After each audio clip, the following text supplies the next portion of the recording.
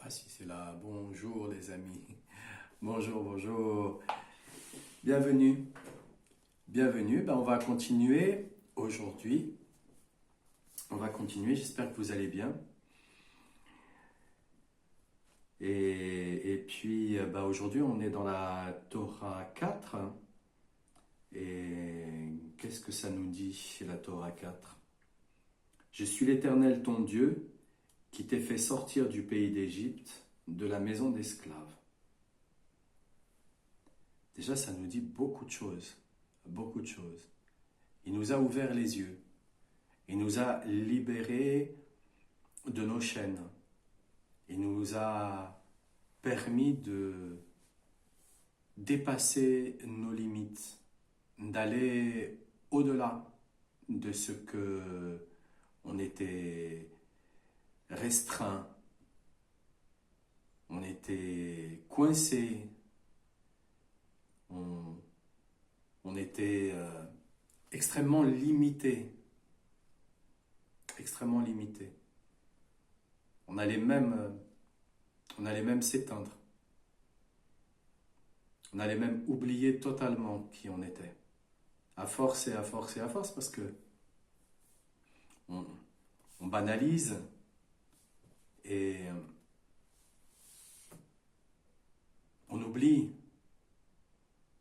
On devient comme tout le monde. On accepte la situation. On accepte la situation. Il y a des fois où on doit accepter la situation, il y a d'autres fois surtout pas. Et là, il nous dit, je suis l'Éternel ton Dieu qui t'a fait sortir du pays d'Égypte, de la maison d'esclaves. Quand on sait que tout ce qui nous arrive est pour notre bien, c'est se trouver déjà au niveau du monde futur. Comme il est écrit dans le psaume 56, verset 11.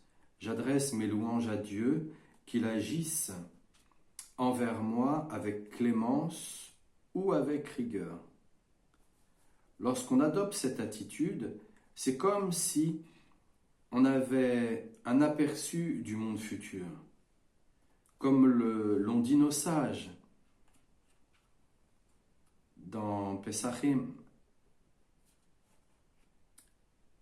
ils disent, ce jour-là, Dieu sera un et son nom sera un. Et la Gemara d'objecter, cela voudrait dire qu'aujourd'hui Dieu n'est pas un. Nos sages ont expliqué, aujourd'hui, lorsqu'il nous arrive quelque chose de bien, la bénédiction qu'on prononce est « Dieu est bon », il nous prodigue sa bonté. Lorsqu'il nous arrive quelque chose de mal, on dit « Les décrets de Dieu sont justes, même s'ils sont rigoureux ». Pourquoi on se comporte comme ça? Pourquoi on a cette attitude? On ne comprend pas alors ce qu'est le bien et ce qu'est le mal. On a une interprétation qui est à la hauteur de ce qu'on peut comprendre. On est soit dans l'ego, soit on est un enfant capricieux, et comme on n'avait pas décidé que les choses se passent de cette façon-là, alors on n'est pas content. Et bien souvent, parce que on n'est pas content, on peut pas comprendre. On ne comprend pas la situation. On se demande, on se dit, mais je comprends rien à ce qui m'arrive. Oui, si tu étais content, tu mettrais de l'oxygène.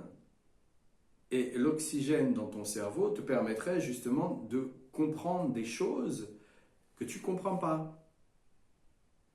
Alors quand il nous arrive quelque chose qui est désagréable, et donc quelque chose que l'on ne comprend pas, le mieux, c'est d'avoir une activité physique. Parce que l'activité physique va nous permettre d'oxygéner notre cerveau.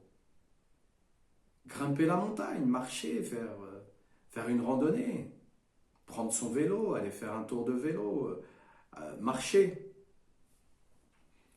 Pas aller faire les magasins, non, non, marcher dans la nature. Être en contact de la nature, avoir une activité physique au contact de la nature. Donc que ça soit une activité physique qui soit légère, ou que ça soit une activité physique qui soit intense, tout dépend de notre capacité physique, eh bien, le fait est, c'est que ça va oxygéner notre cerveau. Et en oxygénant notre cerveau, on va mieux comprendre. Auquel cas, on ne peut pas. On ne peut pas.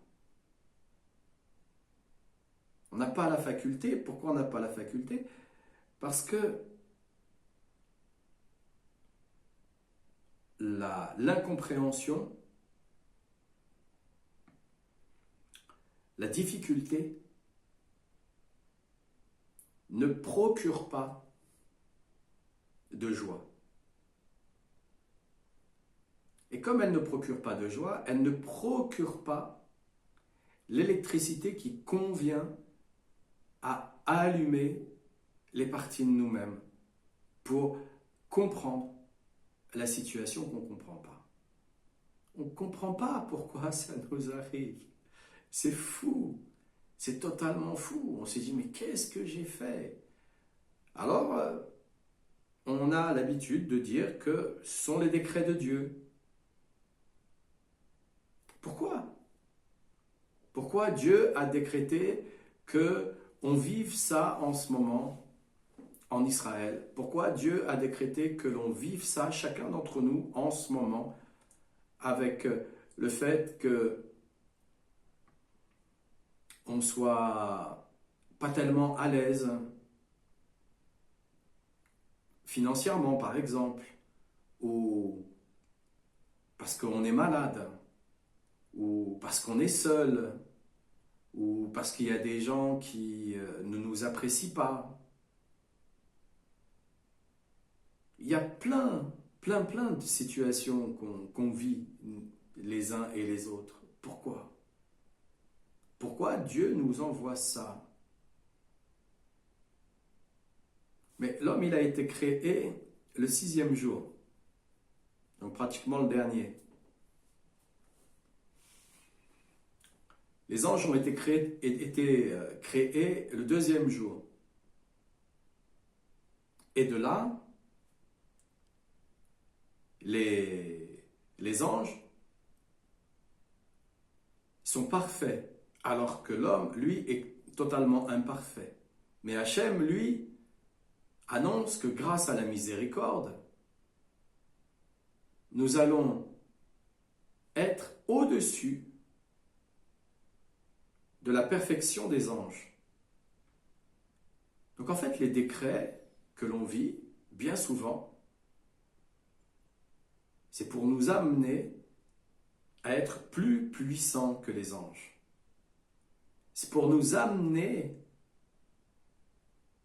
à faire en sorte que les anges soient à notre service. C'est pour nous amener au-delà même, là où les anges ne peuvent pas aller, dans les paradis de Dieu.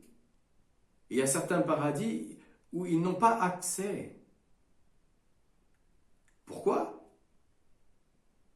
Parce qu'ils n'ont pas les mêmes épreuves que nous. Alors oui, parfois c'est difficile. Oui, parfois on se dit c'est complexe. Oui, parfois on a les émotions qui prennent le dessus. Mais lorsqu'on a une activité physique, on va danser, on va taper des mains, on va chanter, on va marcher, on va courir. Bref, une activité physique qui nous permet justement de nous oxygéner. Alors à ce moment-là, on a autre chose qui se passe. Et si en plus on se force à garder le sourire, alors ce qui va se passer, c'est que ça va envoyer des informations vers le cerveau. Et ces informations-là vont donner la place à des neurones, à des synapses qui vont nous donner des communications qu'on n'aurait pas eues si nous nous laissions impressionner, écraser par la situation que nous vivons. Non, non. Ce qu'on veut, c'est comprendre. Et on a compris, nous, on a tous compris que Hachem, c'est des messages qu'il nous envoie. Mais étant donné que il nous est difficile parfois de rentrer en communication, en lien, en liaison avec le tzaddik de la génération, avec Rabbeinu, avec Rabbi Nachman. Parce que on n'a plus véritablement de prophètes qui peuvent, comme Moshe Rabbeinu, qui était là justement pour nous expliquer. Et que beaucoup de fois, on a des interprétations qui sont des interprétations, mais des interprétations qui sont dirigées dans la rigueur. Pas quelque chose qui nous dise, tu sais, tout va mal, mais il y a une chose que Dieu t'a donnée, c'est le sourire. Il y a une chose que Dieu t'a offert, c'est ce corps physique, et avec ce corps physique, tu vas voir, tu peux envoyer des endorphines dans le corps qui te donnent une joie, et grâce à cette joie, tu vas te mettre à trouver des solutions. Mais par contre, laisse les autres faire. N'essaye pas de te comparer aux autres par rapport aux expériences que les autres vivent et que toi tu vis.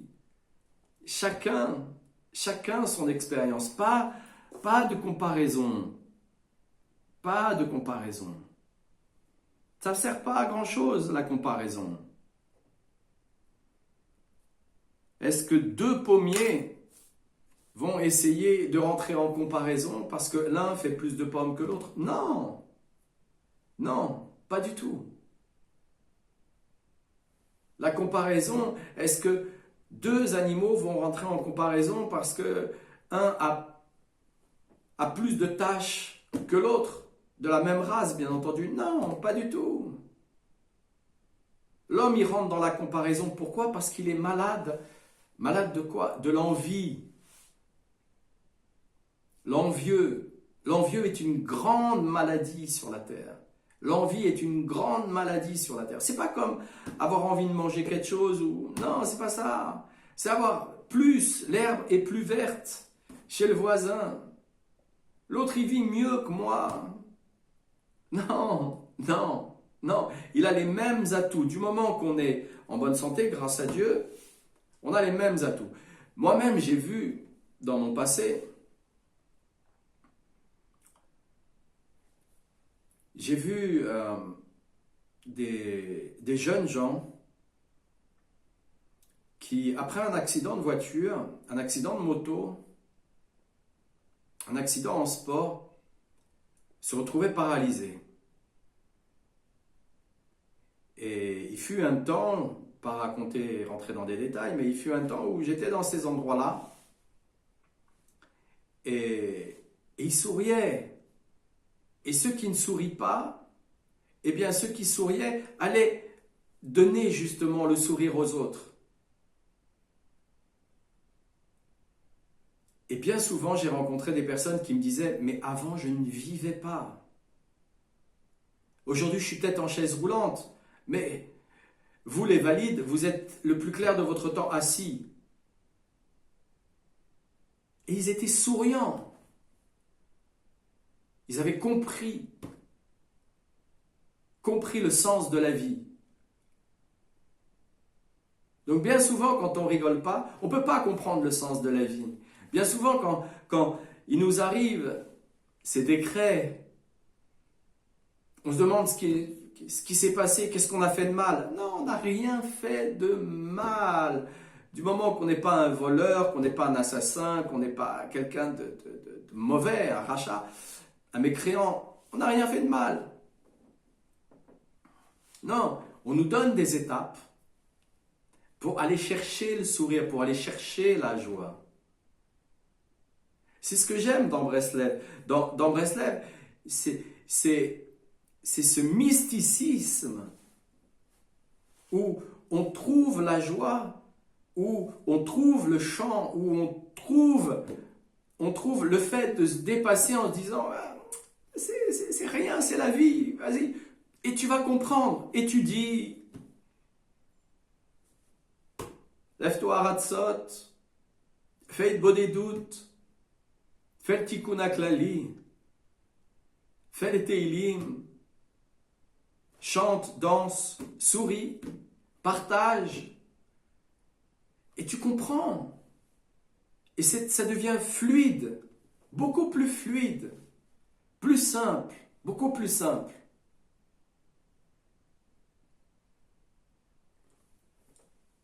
Et c'est ce qu'il veut nous expliquer.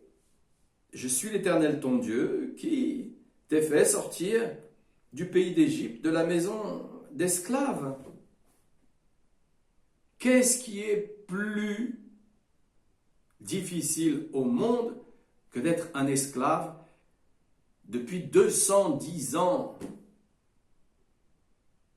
Qu'est-ce qui est le plus difficile au monde? Il n'y a rien de plus difficile. On était en train de tout perdre. Toute identité. Toute identité. Ça y est, c'était fini. C'était fini. On était à la limite, là. C'était fini.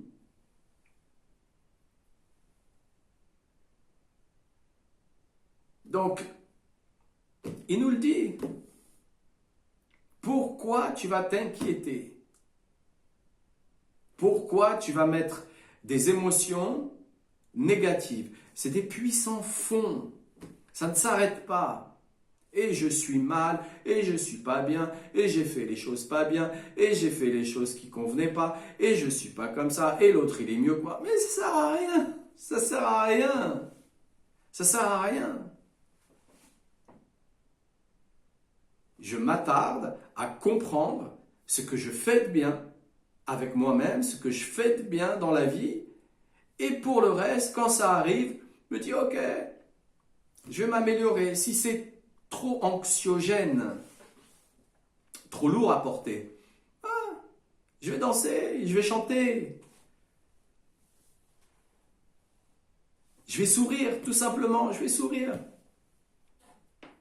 Je vais me moquer des pensées négatives on peut avoir. Je vais m'en moquer de ces pensées négatives-là.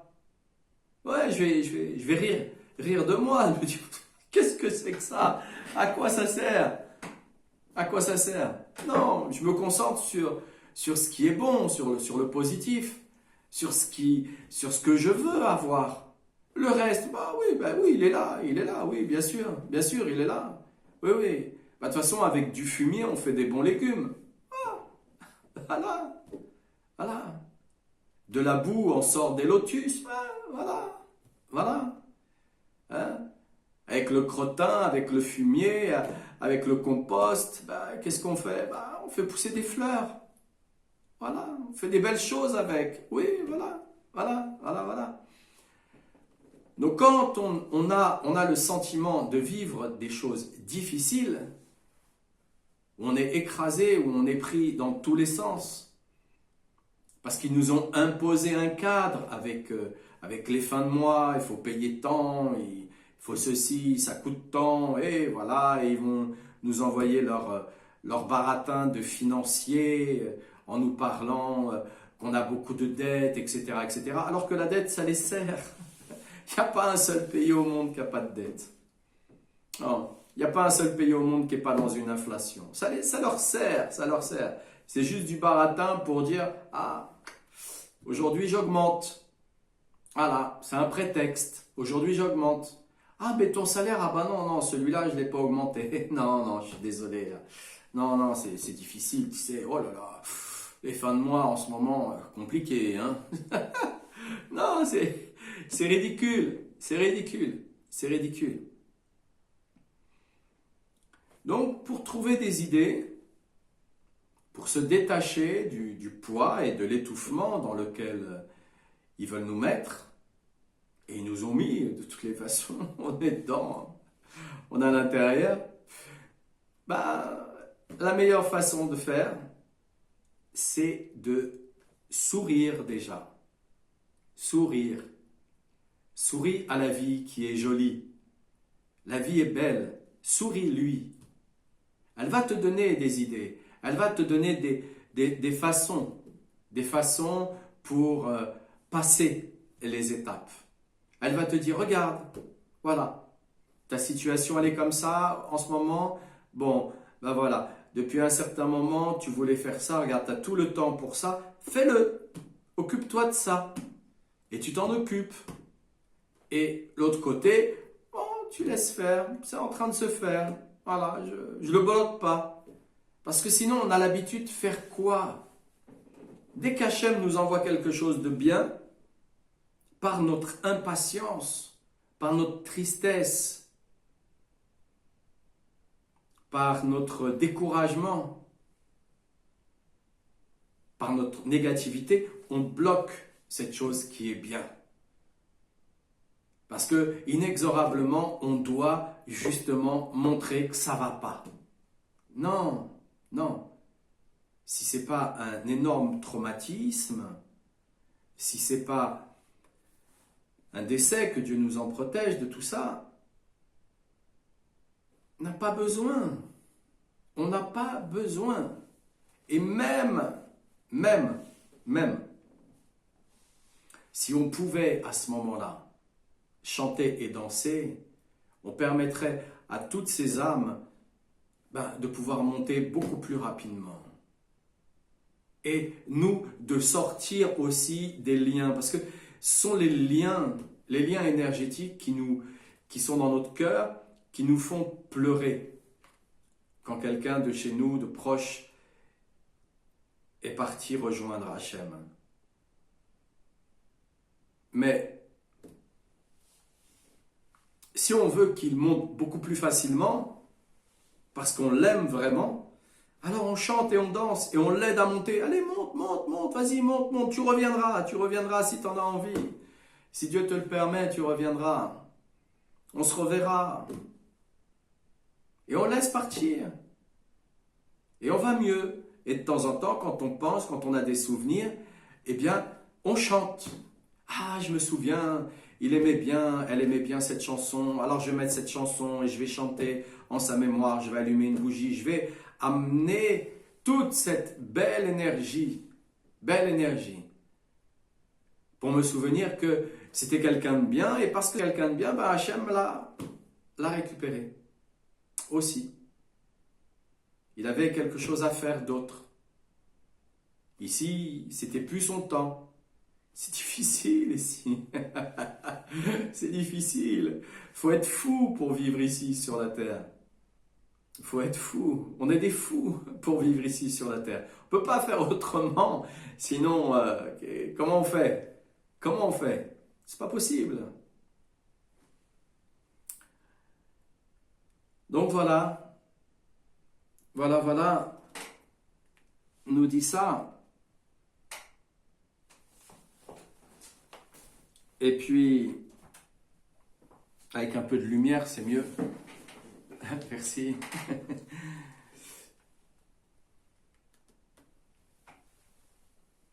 Et donc, les décrets de Dieu sont justes, même s'ils sont rigoureux.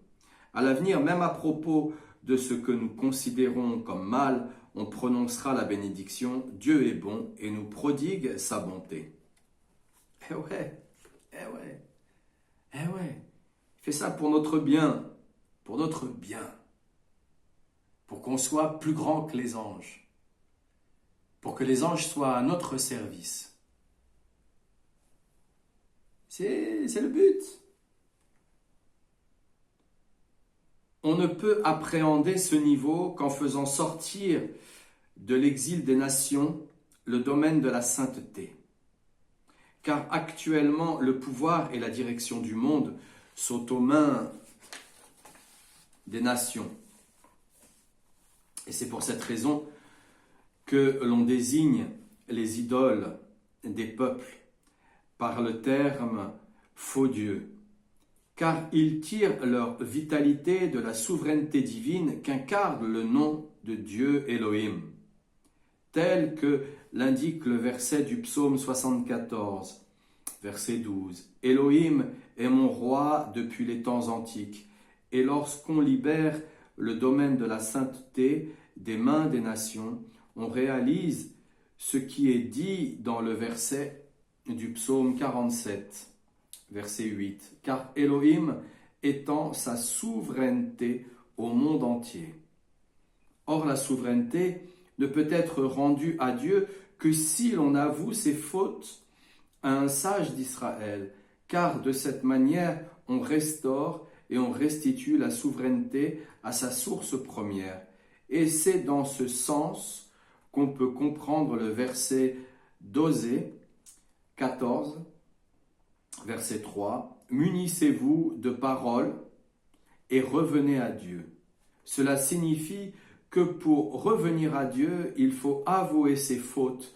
Et le mot possède en hébreu un double sens, parole et chef. Comme il est dit dans le traité de Sanhédrin 8a, il n'y a qu'un seul chef par génération. Si l'on veut réparer nos paroles, c'est-à-dire la souveraineté à laquelle nous avons porté atteinte à cause de nos fautes, il faut avouer ses fautes devant Dieu ou, à défaut, devant un sage d'Israël. Et c'est ce que nous avons dit plus haut. J'adresse mes louanges à Dieu, qu'il agisse en tant qu'Hachem, Dieu de la clémence, ou en tant qu'Élohim, Dieu de la rigueur. En acceptant ce qu'on fait, on accepte aussi de dire, voilà, j'ai fait une faute, mais je n'étais pas conscient au moment où je l'ai faite. Je ne savais pas ce vers quoi ça allait m'entraîner. Je ne me disais pas que j'étais même en train de faire une faute. Je ne savais pas. J'essayais de compenser une compulsion. J'essayais d'équilibrer un traumatisme. Mais maintenant que je l'avoue, que je l'ai compris, je ferai tout et je te demande de m'aider, Hachem, pour ne pas recommencer, pour ne pas le refaire. Et si jamais je le refais, eh ben je continuerai encore à te parler. Teshuva, c'est tous les jours. Continuellement, Teshuva. Continuellement pour s'améliorer. Nous ne sommes pas parfaits dans un monde imparfait. Donc nous sommes à notre place. Et dans cette place, tous les jours, on doit faire teshuva. On ne doit pas oublier que c'est ça qui nous a fait tomber. Peut-être les yeux, peut-être les oreilles, peut-être la langue, peut-être l'odeur, peut-être le toucher. Peut-être tout en même temps, dans ces 5 sens. Et alors à ce moment-là, si on sait ça, tous les jours, on va dire, voilà, prends-moi en main s'il te plaît. Prends-moi en main. Je veux que tu prennes ma journée en main. Je veux que tu prennes ma vie en main. Je veux que tu me fasses rencontrer des bonnes personnes. Je veux que tu me fasses vivre des bonnes situations. Mais à savoir que si tu prends ma journée en main, si tu prends ma vie en main, parfois tu vas me faire rencontrer des personnes que moi j'identifie pas comme être bonnes alors qu'elles sont bonnes. Tu vas me faire vivre des situations que moi j'identifie qu'elles ne sont pas bonnes alors qu'elles sont bonnes. La pluie est bonne, la pluie est bénéfique pour faire pousser.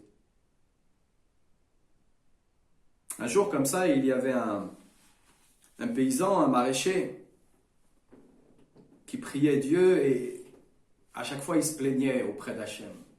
J'ai pas les récoltes que je devrais avoir. Je devrais avoir plus de récoltes.